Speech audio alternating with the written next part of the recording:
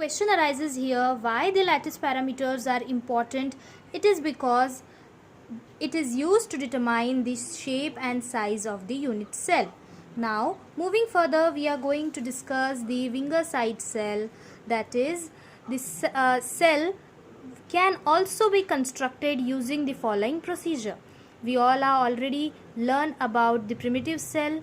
The cell or the unit cell formed by the primitives A, B and C and which has only one lattice point is called as the primitive cell.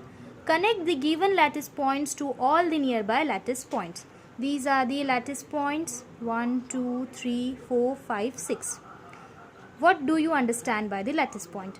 A lattice point is the position of in the unit cell or in a crystal where the probability of finding an atom or an ion is the highest. Draw the normal at the midpoints of the line connecting the lattice points. These are the normals to the midpoints of the lines. Now, the smallest volume enclosed by the normal is the required primitive cell. Such a cell is called as the Wenger site cell. The smallest volume enclosed by the normal is called as the required primitive cell. The primitive cell having the smallest volume should be chosen as the conventional unit cell. Uses of the Wenger site cell: it is used to study the crystalline material in the solid state physics.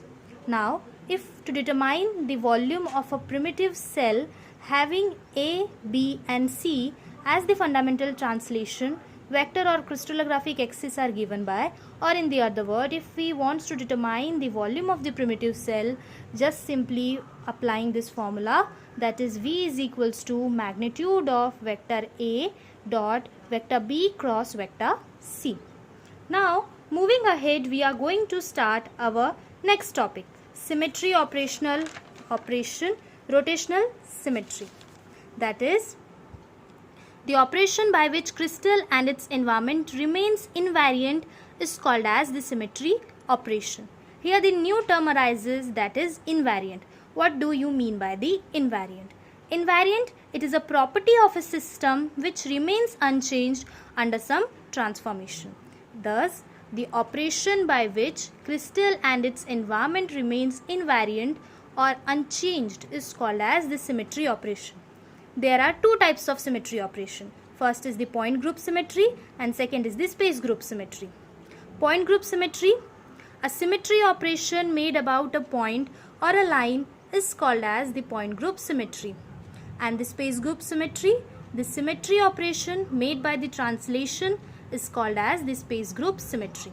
Further, rotation, reflection, inversion. They are the fundamental operations of the point group symmetry shown by the crystals. First is the rotation.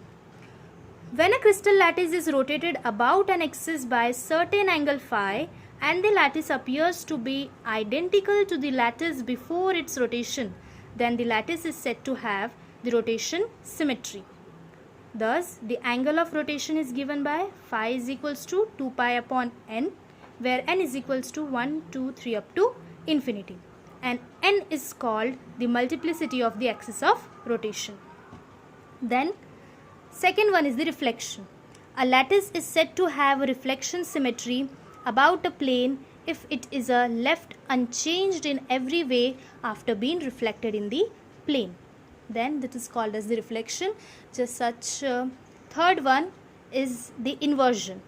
A lattice possesses an inversion symmetry if for every lattice point is given by the position vector r, there are corresponding lattice points at the position vector minus r, an inversion center C and corresponding lattice points under the inversion operation are shown in the figure. Thus, that's all. Thank you.